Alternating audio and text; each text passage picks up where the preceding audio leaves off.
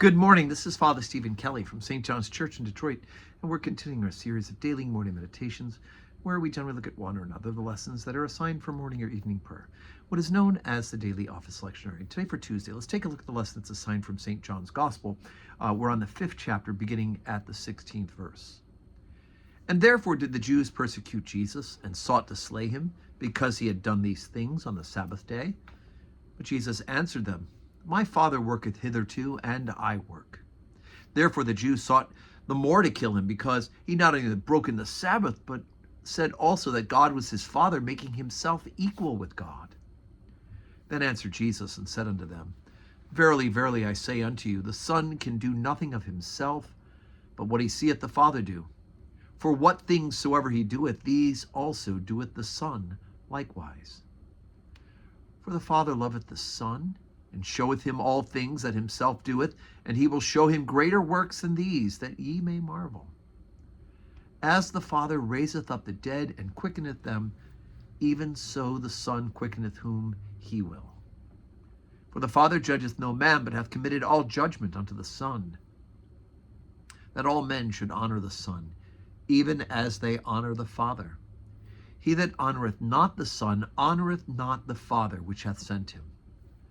Verily, verily, I say unto you, he that heareth my word, and believeth on him that sent me, hath everlasting life, and shall not come into condemnation, but is passed from death unto life.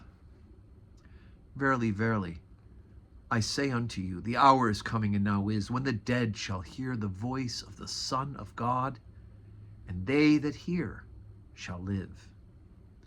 For as the Father hath life in himself, so hath he given to the Son to have life in himself, and hath given him authority to execute judgment also, because he is the Son of Man.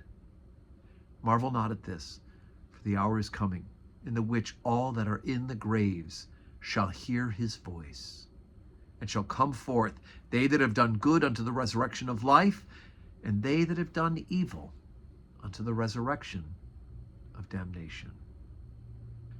Okay, so we've got a lot of great theology going on here in this part of St. John's Gospel. What we read yesterday at evening prayer was the story of the man who is lame. It's the pool of Bethesda, and he can't get to the water, so Jesus tells him, take up your mat and walk, go home, go ahead, you're healed. And of course they get upset because Jesus healed him on the Sabbath day and yelled at the guy for carrying his bed. That's work. They can't see the forest from the trees.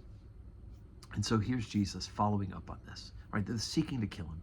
And he makes him, as it says, he made himself equal with God by calling God his Father, right? And he, of course, calls himself the Son, and goes on to talk about the fact that he can only do what again, we're hearing good theology here, good Trinitarian theology, that the Father and the Son, they can only do in concert with each other, right? They don't work in contradiction. They are one, right? The Father is one, and the Son and the Holy Ghost are three persons, but they're one God. And this really striking at the end, that verily, verily, I say unto you, the hour is coming, and now is, when the dead shall hear the voice of the Son of God, and they that hear shall live. And so we talk about the general resurrection at the end of time, where the earth and the sea will give up their dead, right? And will be united with an immortal body. So it's really pretty remarkable. And of course, this idea at the end that those who have done good, those people who have faith, and therefore as the abundance of their faith have done the good of the work of faith, they have the resurrection of life. But those who are evil and therefore doing evil, it's a resurrection of damnation. So we need to be, right? The hour is coming. The graves will hear his voice, and those who believe on the Son, they shall live. So today's Tuesday, 12:15 Holy Communion today. I hope you can join us in person. If not, join us on the live stream and pray with us. And may God grant us a Tuesday that is full of blessings.